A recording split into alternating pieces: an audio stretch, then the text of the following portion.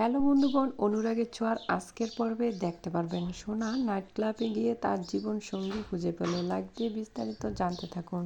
এইদিকে কৃষ্ণ রূপার দুঃখ দেখে নাইট ক্লাবে বসে বসে সে কান্না করছে যে আমি কি করে তাকে একা ফেলে চলে আসলাম। সূর্য রূপাকে বলে, তোর সাথে আমার আর কোনো সম্পর্ক নেই, তোর সাথে আমি সকল সম্পর্ক শেষ করে দিলাম। এই দিকে জয় সোনাকে বলছে, তোর কেউ থাক আর না থাক আমি তোর পাশে আছি। তখন দীপ এসে রূপাকে বলছে, আমি সারা জীবন তোমার পক্ষ নিয়েছিলাম, আজ তুমি যা করেছ তোমার পক্ষের যোগ্য নয়। তখন সোনা রূপাকে হাত ধরে টেনে জুতার কাছে থাকার জন্য বলছিল। তখন দীপা তার আগের কথা মনে পড়ে যায়। দীপা তখন রূপাকে বুকে নিয়ে বলছে, তোর সাথে কেউ থাক আর না থাক সারা জীবন আমি তোর পাশে থাকবো।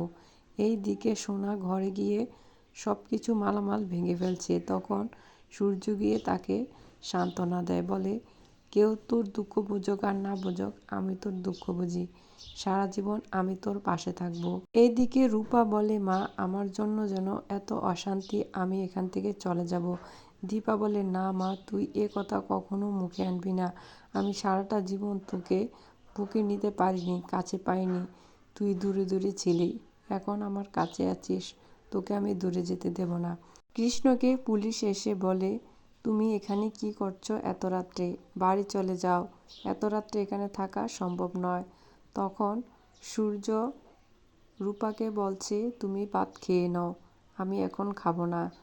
আর সোনা নাইট ক্লাবে যাওয়ার জন্য ড্রেস পরে রাতের বেলা বের হয়ে যাচ্ছে। তখন দীপা বলে, তুমি এত রাতে কোথাও যেতে পারবে না।